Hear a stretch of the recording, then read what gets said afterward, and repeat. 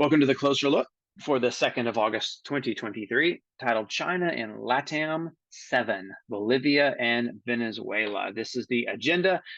It's the same format as our previous China and LATAM series, where we look at the political, economic, security, defense sectors. We look at influence efforts, media influence efforts, things of that nature by China in those nations. And then we look to the future a bit. So Bolivia and Venezuela is what we're focusing on here this week as we continue to build out this series. Now, speaking of the series, here's what we've covered so far, by the way. If you're watching this as a recording, this would be a good place to pause and take a screenshot or jot this down. So if you want to go back and reference this series or you're specifically interested in any of these nations, you can do so. At this point, we've covered, after this briefing, or closer look, excuse me, we will have covered most of, if not all of the major players in LATAM as it in regards to China. So it's possible that this is the last in the series, but you never know. There could always be an eighth as we've gone through this particular area of study. So China and LATAM 7, let's start with Bolivia, landlocked Bolivia, shall we? Overall relations started in 1985. This is when formal diplomatic ties between the two nations began.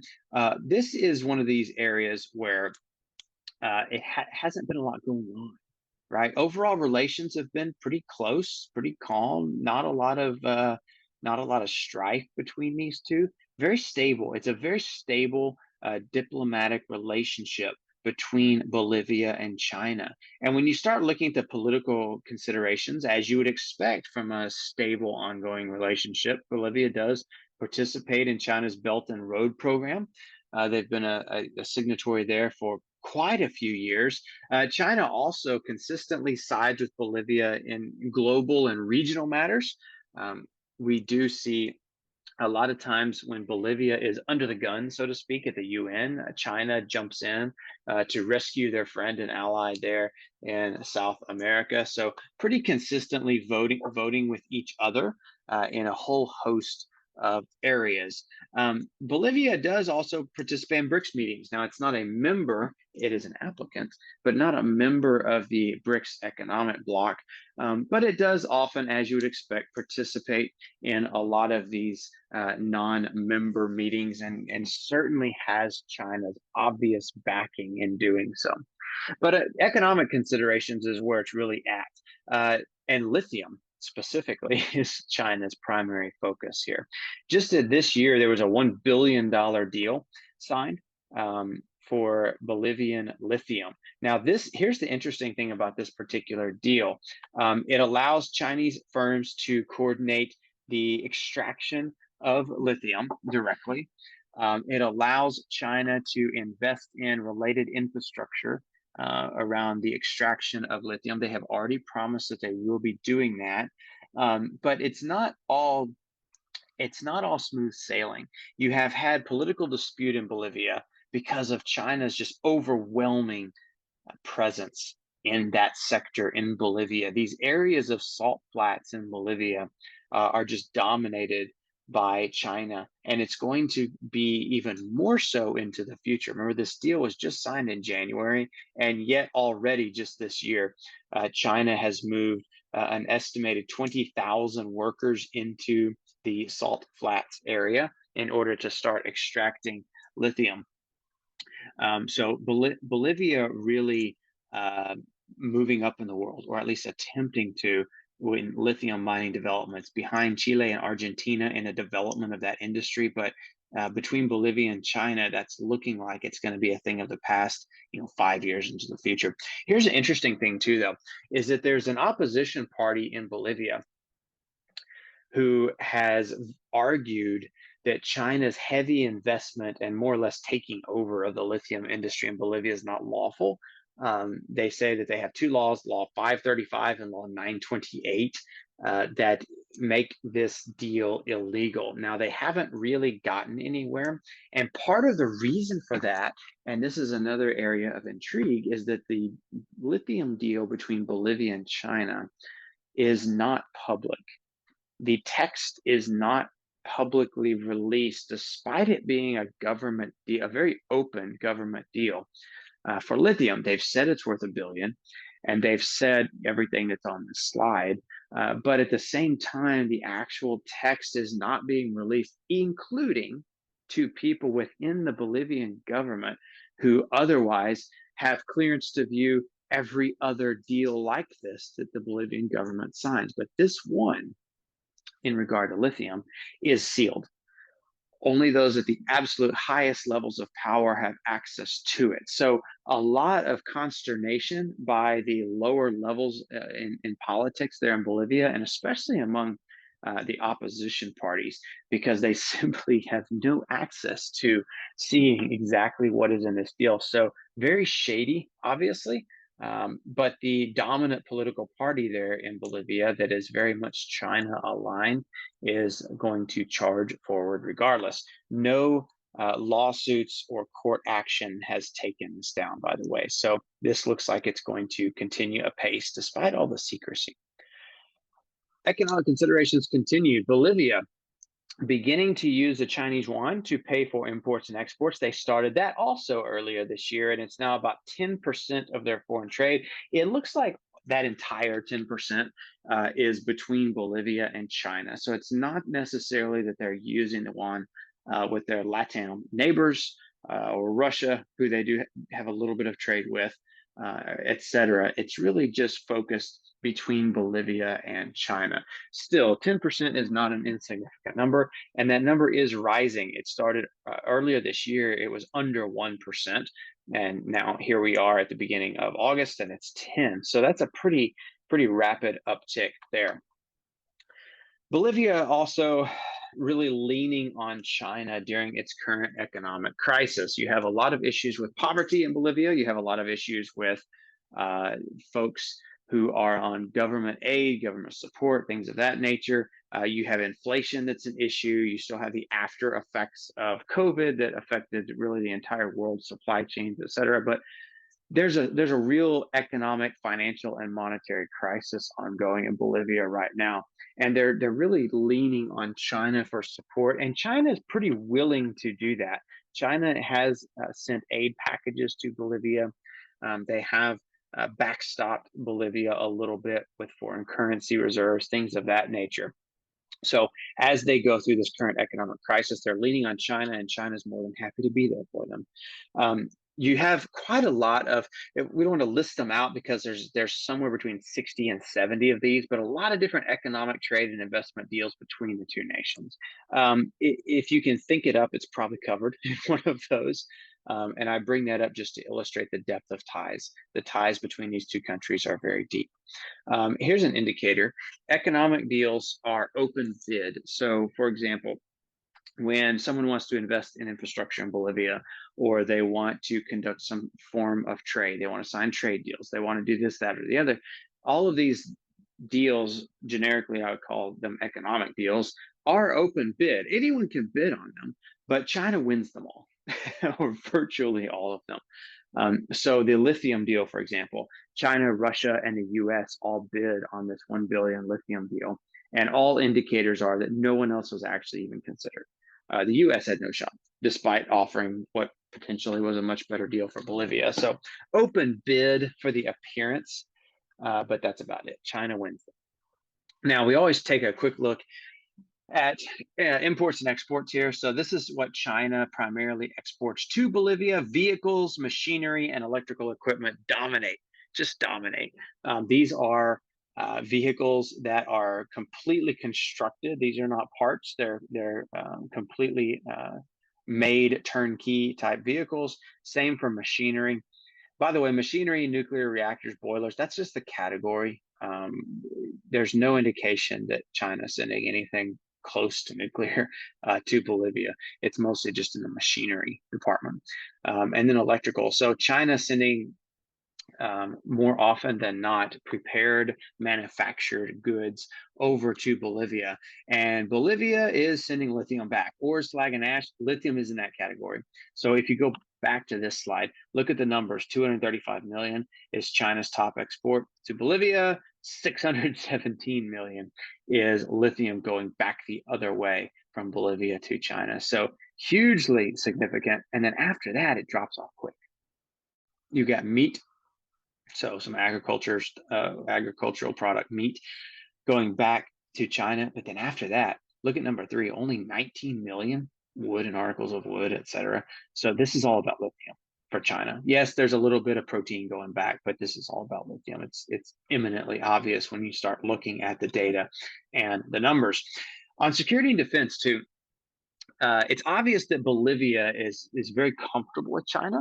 It's very comfortable allowing China to, for example, overhaul their security framework just a few years ago in 2019. They used Chinese drones, Chinese surveillance cameras, Chinese automated evidence processing systems, Chinese artificial intelligence, and even Chinese manpower to conduct surveillance and intelligence operations inside Bolivia. So Bolivia has, not completely, but heavily outsourced their own surveillance and intelligence operations to China. Now that's a significant level of cooperation. So China very much aware of everything that happens inside of Bolivia. It doesn't mean that China has access to secret or top secret information there in Bolivia, but they own all the systems and they provide manpower to help process what those systems are pulling in. So safe assumption that if it happens in Bolivia, China knows about it. China also, back in 2014, helped Bolivia's space agency during its first satellite launch. They provided manpower, they provided materials, they provided know-how, general knowledge, things of that nature. So a lot of integration there. Another, just overall, is that Bolivia is just very anti-West when it comes to security and defense. They purchase their military arms from China, their drones, everything else is from China. They also have just a few days ago, because here we are, August 2nd, just a few days ago, they signed unpublished, again, another agreement that is sealed, defense agreements with Iran. If you remember, we covered this in the Hotspot report that leadership from Iran was traveling around Latin America and signing deals. Well, there was some type of security deal signed with Iran. No one has the faintest idea what was in it because it's sealed to all except the absolute highest level of government.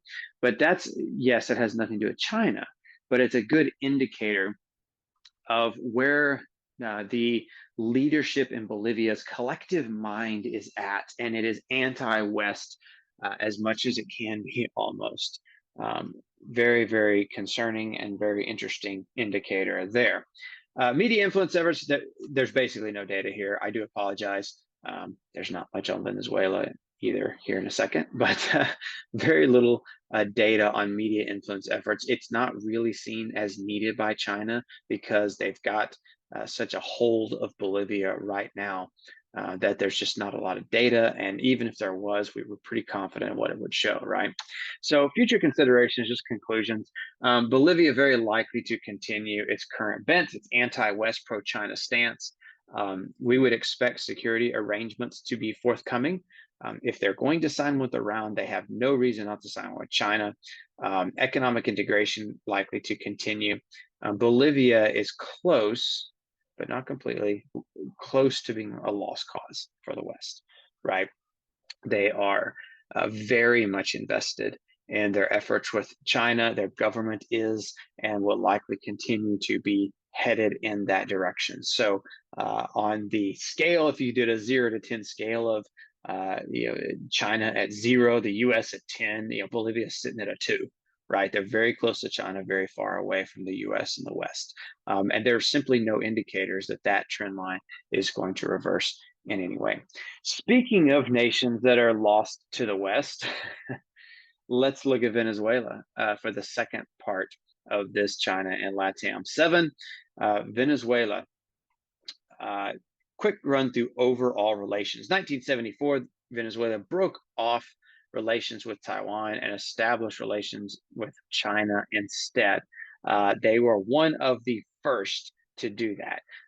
Really, there wasn't a lot that happened in the 70s, 80s, and 90s. In the 2000s, though, during Hugo Chavez's presidency, is when things really, really exploded between, as far as cooperation is concerned here. China and Venezuela grew together very, very closely during the Chavez presidency. Um, and it's only accelerated from there. In 2001, they entered into a strategic development partnership with China. They were the first to do that, and most LATAM nations still have not entered into a strategic development partnership with China, but not Venezuela. They're going on 22 years now of very close working relations with China. 2016, which there's not a lot of data, just fair warning on trade between Venezuela and China because Venezuela doesn't release that information. But we do know in 2016 it hit 7.42 billion, pretty significant. Venezuela actually exporting more to China than China exported to Venezuela, which is a reverse of what we typically see. But we'll get into that a bit more on the economic side of things. Politically, China has very much supported current President Maduro's regime. So there was a contested election, if you remember, just a couple of years ago, where most of the world supported the rising challenger there. Maduro is who installed himself more or less in power, at least if you believe the Western world.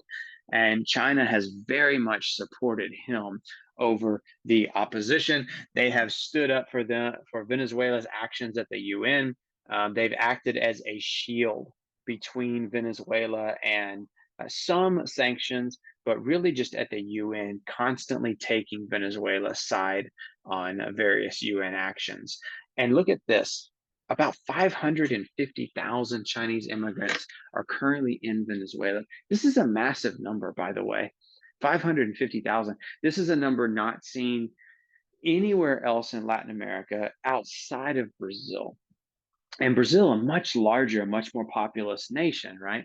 550,000 Chinese immigrants. And these are mostly laborers of various types. These are mostly working on infrastructure projects.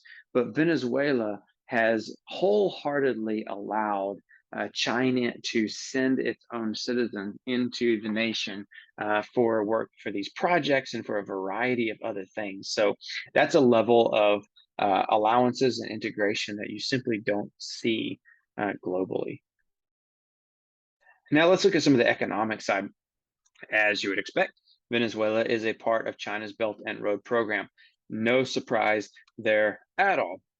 This is a bit more of a surprise. You have the Chinese Development Bank, and the Chinese Development Bank is a organization that typically funds infrastructure projects. They fund mining operations, agricultural operations, things of that nature. So Chinese Development Bank spreads its funds far and wide. But out of the billions that they invest in infrastructure, about a third consistently over the last decade goes to Venezuela. So we've already talked about the 550,000 Chinese citizens that live in Venezuela and work in Venezuela, but you've also got a massive amount of funds going into Venezuela. Part of that is Venezuela's strategic location there in the southern Caribbean Sea. But part of that as well is that out of all the nations in South America and Latin America that China has more or less captured, Venezuela is at the top of the list. And so China is heavily investing in infrastructure development and other things similar to what we discussed a few moments ago in Bolivia. A lot of the deals between China and Venezuela are sealed to all but the highest levels of government. So we can, often these deals are announced when they happen. Maybe there's a dollar figure put on them, but that's about it. We don't actually often know what's inside these deals. And it's the same from all these funds, billions in funds flowing from the Chinese Development Bank into Venezuela. We know it's happening. We know it's about a third of their expenditures, but both nations are heavily incentivized, apparently, to not reveal exactly what those funds are going into, which has a bit of an ominous tone to it, I believe. Just a quick timeline on the economic considerations between Venezuela and China. You've had a lot of deals signed over the last decade plus, major infrastructure, railway deals, mining deals, $50 billion for housing. You've had database and data contracts. You've had a thorium plant that is not completed, but it's under construction. Um, Almost every couple of years, you get some type of major announcement. But again, details are scant on every single one of these. If you've been with us through our China and LATAM series, stretching all the way back to March, um, oftentimes we can talk in specifics about what these deals entail. With Peru, for example, with the ports, we can tell you China owns this percentage. Here's exactly what's going on with this deal. Here's what's allowed, not allowed. And we've done that in previous closer looks on this topic. When it comes to Venezuela, that's virtually impossible. We have almost no information released on these deals, unfortunately. China does export a lot to Venezuela. This is the top 10, all of them, all the top nine at least, over $100 million. And it's a lot of finished manufactured product, as you would expect, a lot of electrical equipment, machinery, vehicles, et cetera, furniture, lighting, footwear, blah, blah. A lot of finished product going into Venezuela. By the way, that second bullet point, machinery, nuclear reactors, and boilers, that's just the category. There's no real indication that China is providing anything nuclear to Venezuela, at least as far as we can ascertain. That's simply the category. This is mostly going to be other forms of industrial machinery. And when you look at what's going back the other way, ores, slag, and ash, this is what is being mined, and that's about it. There's 9 million for raw hides and skins and leather. That's nothing on the scale that we're talking about. It's mostly ore from mining operations that we know China has invested in. So when you look at this, it kind of does beg the question, right? Why is China so interested in Venezuela? Yes, they have oil, but it's oil that is very difficult to process due to Venezuelan oil having a very high sulfur content. Just 10 years ago, China had no ability to process Venezuelan oil because of that high sulfur content. It has to be processed in a different way, in a different manner.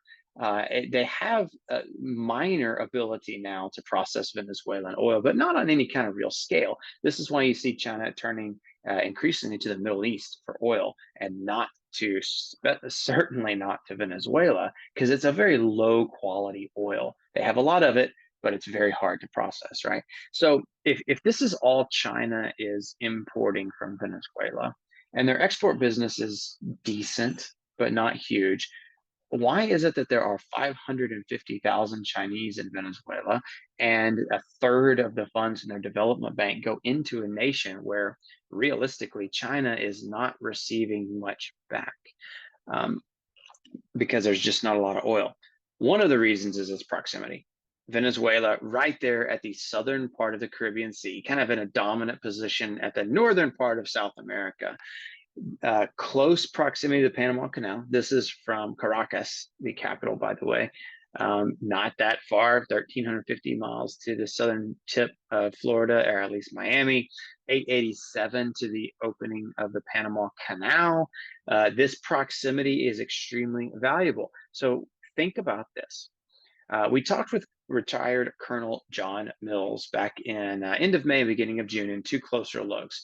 And he went into great detail about the Panama Canal and how China is essentially in a position to completely control the Panama Canal. We did a closer look, by the way, China and LATAM look at the Panama Canal back in April, and we had ascertained the exact same thing that Colonel Mills did. So Panama Canal, more or less, controlled by China, should they desire to do so. We broke the news a few weeks ago about China's SIGINT station, their signals intelligence station in Cuba. We know that Russia has a foothold there. We know that China is increasingly getting a foothold in Cuba, including that signals intelligence base somewhere in Cuba. And now you've got Venezuela almost completing the triangle.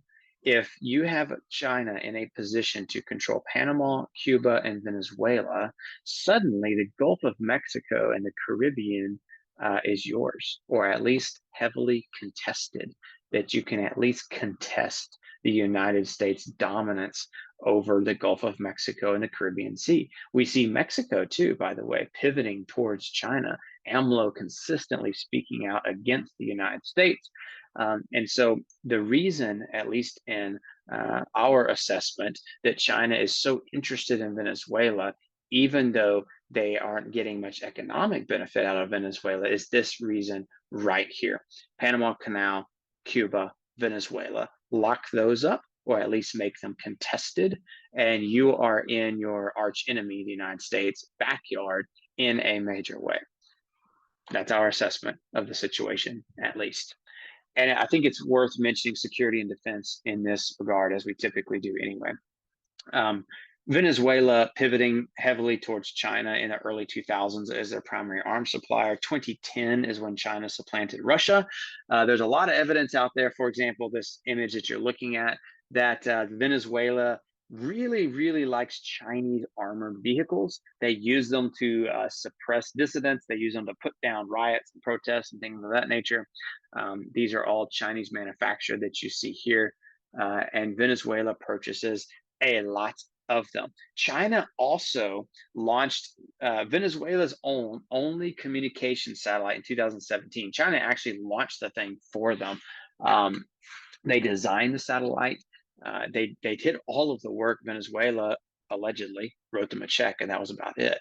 China undertook the entire project. We don't know how much money changed hands for that, by the way. Yet another deal that's not publicly announced or really known. But China did launch the one satellite that Venezuela has. And the latest data on military equipment sold from China to Venezuela ended in 2019. In the decade prior, you had about 615 million in military equipment. So mostly focused on domestic issues, armored vehicles, crowd control, stuff like that for potential unrest, etc. But there has been some light aircraft, artillery, some anti-ship cruise missiles, things of that nature that have changed hands as well. Venezuela doesn't have a lot of funds and hasn't for quite some time. They bounce from one economic crisis to the next. And so 650 million, significant, but not an overwhelming number when it comes to this type of equipment. Media influence efforts. We always cover this in our closer looks on China and LATAM. But typically what we do is we look at the Freedom House rankings. They do an excellent job of tracking Beijing's media efforts in other countries. They have no data for Venezuela. There's just no data out there. And in reality, it's not necessary, right? We can talk about Colombia, which is more US aligned. We can talk about Mexico, which is kind of 50-50. We can talk about Brazil as the dominant force in South America, but when it comes to Venezuela, it's captured. It's essentially just captured by China. And then so really media influence efforts inside of Venezuela are more or less unnecessary by China. But future considerations, as we usually do to conclude, Venezuela has long allied itself with Russia and China. Russia in the early 2000s and in the 1990s, really even stretching back into the Cold War, Russia has been a huge ally to Venezuela, or at least a good friend to Venezuela. But as we mentioned, with the Hugo Chavez presidency, a lot of that shifted to China. Venezuela and Russia still have good relations, but it's nothing like the relationship that Venezuela and China have developed. That is likely, almost guaranteed, really, to continue. Venezuela continuing to push in that direction. China likely to continue its heavy focus on Venezuela due to its strategic position in the Caribbean. We covered that a little bit earlier, but again, you've got the map there just to drive home the point. Venezuela in an extraordinarily strategic position, especially when you consider China's other efforts in the Gulf of Mexico and Caribbean. China can't let Venezuela go, and Venezuela doesn't want to. So likely to see that relationship continue on. And I will add this, China military bases on Venezuela are not out of the question in the future. As China continues to attempt to tighten the noose around Gulf of Mexico and the Caribbean, as China increasingly turns its focus towards a true blue water navy and a likely potential conflict in the Pacific in the coming years, it is heavily incentivized to grow these alliances, these relationships with nations in the region. putting a military base on Venezuela and or Cuba is certainly something that it's you can almost guarantee China's attempting to do. Both Cuba and Venezuela likely to allow that at some point in the future. Venezuela more likely to jump first. So with that, we conclude this closer look on China and LATAM 7. I hope that it was beneficial to you. I don't see any subscriber Q&As coming in. So as always, we do hope that we are increasing your knowledge of the world around you in a nonpartisan, non-biased, kind of a just the facts way. That's our goal here, is to cut through the noise and to bring you valuable material each and every day in the Hotspot Report and each and every week through the Global Hotspot Briefing.